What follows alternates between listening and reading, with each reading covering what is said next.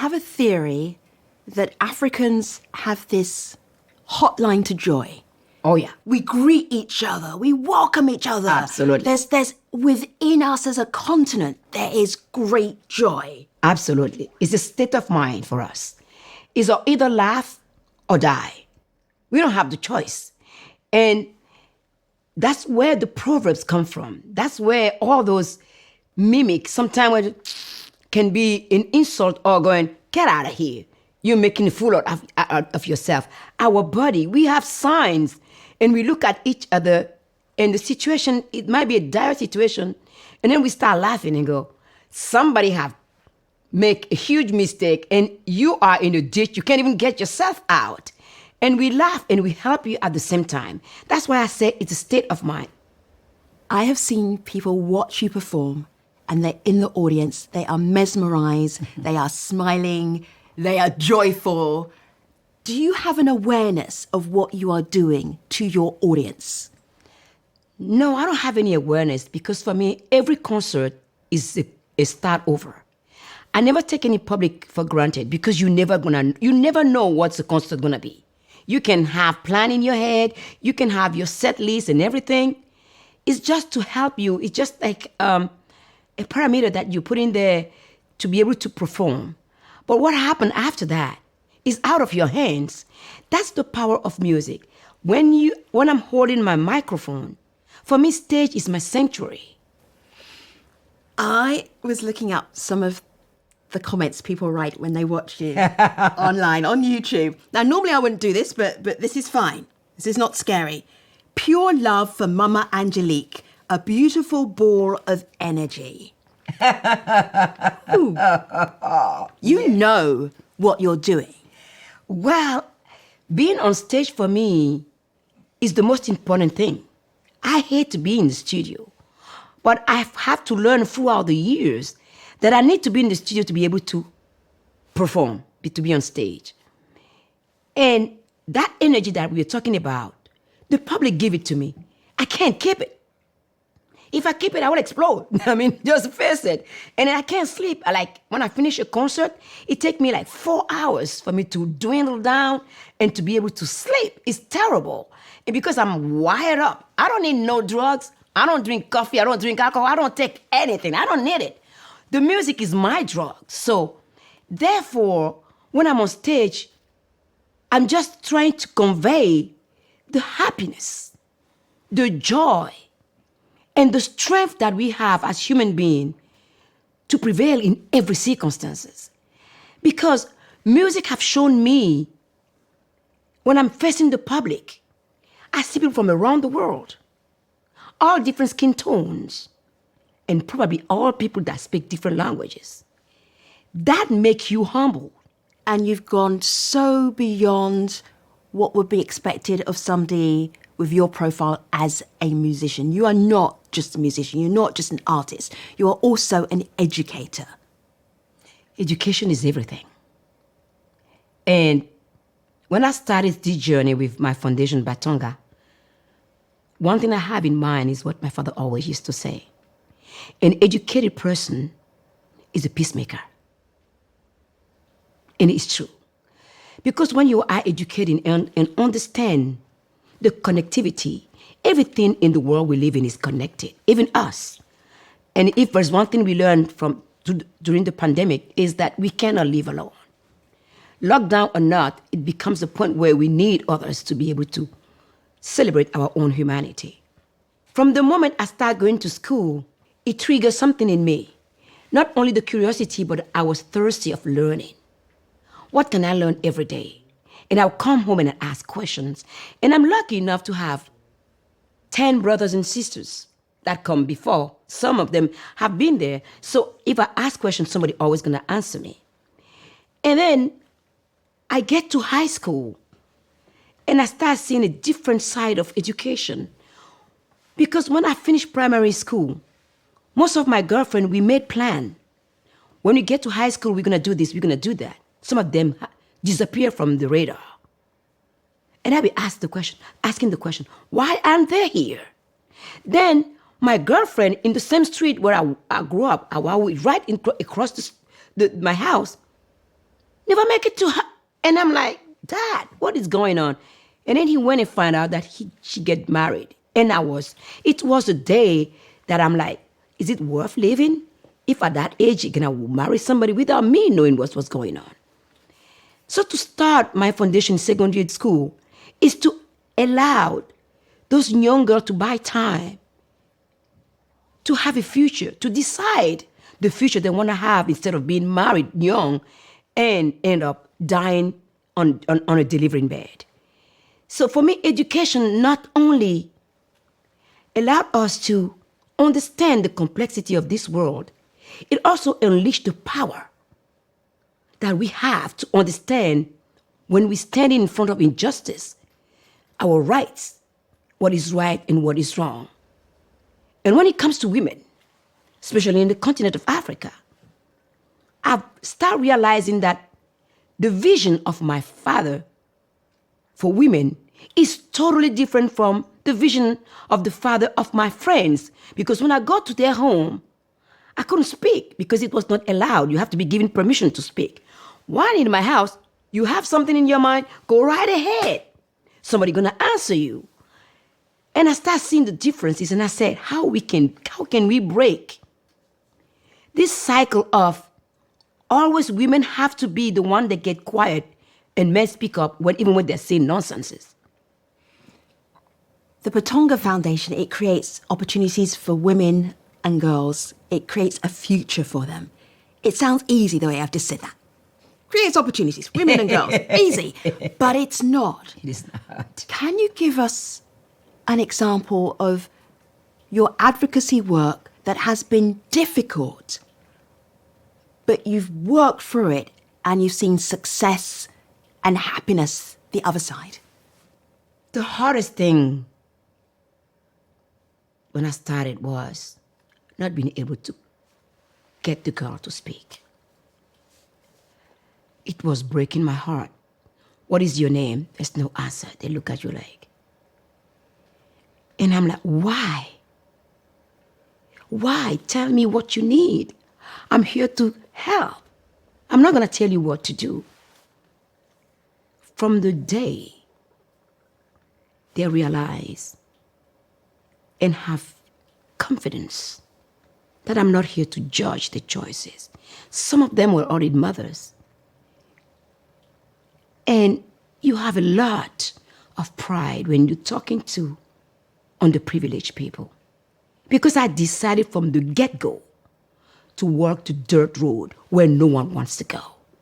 Because that's where you have fewer opportunities. And I was not going to let those girls be marginalized and left in the limbo. So from the moment they start speaking to me, is the moment I start seeing how we can move forward together. So we start doing, as an organization, we needed the data, right? Because I've done it 10 years to sending people to high school, they end up in university, all that kind of stuff. But I wanted to understand why and the reason of the dropout of the girls. So through that, we find out many different reasons. One of the reasons of the dropout is that in primary school, the teachers were not good enough. So they didn't have the tool to succeed in secondary school. And there's so much humiliation you can go through when you appear to be a stupid person. And you're not stupid, you just don't have the tools. Then you drop out. Pregnancy, of course, and family poverty. And one thing that come out of that data collection is all of the girls say, we need a safe space. We need a place where we can talk to one another and we can work together and support one another. I say, it's done. So we start creating the Girl Club and build a curriculum based on their need. And they ask to be taught how to prevent rape. How can they run away? How can they do things? So we come up with simple thing. Don't go out when it's getting dark. When you're walking and you have a shadow behind you and you feel uncomfortable, don't try to be courageous. Don't try to be daring. Run away. And we prepare the village.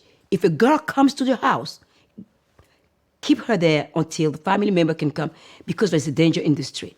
So we start the whole thing like that. What is going on today that I'm really proud of is that those young girls are becoming entrepreneurs and creating jobs. They are in total control of what they do with their money. They decided they're going to save money. It's not me. For the children not to go through this again. What they want is to break the cycle of poverty. The next step that I'm taking is to go to the northern part of my country, Benin. The girls in Benin at 8 years old are sent to the man that's going to marry them home. They become maid until they have the period. And I want to break that cycle. I've been working hard. I've been asking for help for this for so long. We're going to start there with local organizations.